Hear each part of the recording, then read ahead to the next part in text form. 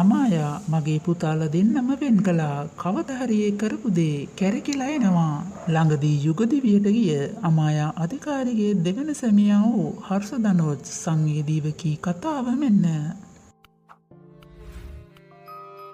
ජනප්‍රිය සුරූපී නිරූපණ ශිල්පිනියක් වන අමායා අධිකාරී පසුගිය දවසක තුන්වන වරටත් යුගදිවියට පිවිසුනා. ඒ ඇය වසර 3කට ආසන්න කාලයක් පෙම් කළ යොහාන් සමගයි. ජනප්‍රිය ගායිකා සනිතා මුදුන්කොටුවගේ හිටපු සැමියා වූ අතුල අධිකාරී සමග ඇය විවාහ වී ඉන්න ඇයට එක් දියණියක්ද සිටිනවා. පසුව කාලයත් සමගම ඔවුන් දෙදෙනාගේ නොගැලපීම් හේතුවෙන් අමායා අධිකාරී අතුලගෙන් දික්කසාද නොවී ජනප්‍රිය ගායක හර්ෂධනෝජ් සමග දෙවන වරටත් යුගදිවියක් ගත කර ඇති අය.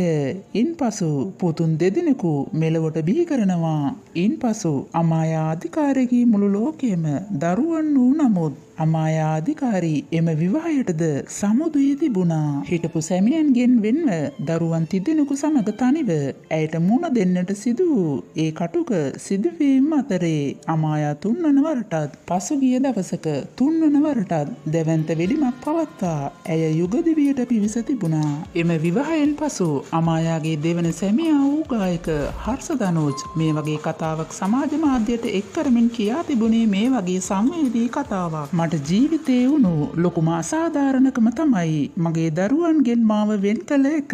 ඒ ගැන මම කාටවත් චෝදනා කරන්නේ නැහැ. මම කර්මය විශ්වාස කරන කෙනෙක්. කවදා හරි දවසක කැරකිලා මගේ chance එක එයි කියලා මම විශ්වාස කරනවා. ඒ නිසා මම කාටවත් හිංසා කරන්නේවත් කාගෙන්වත් පලිගන්නේවත් නැහැ. මම ඉමෝෂනලි ගොඩක්ම වැටුණු කෙනෙක්. මගේ දරුවන් මගේ ළඟ නැති එක ගැන ගොඩක් පසුතැවෙනවා සහ ඒ අය වෙනුවෙන් ඕනම දෙයක් කරන්න ලෑස්ති.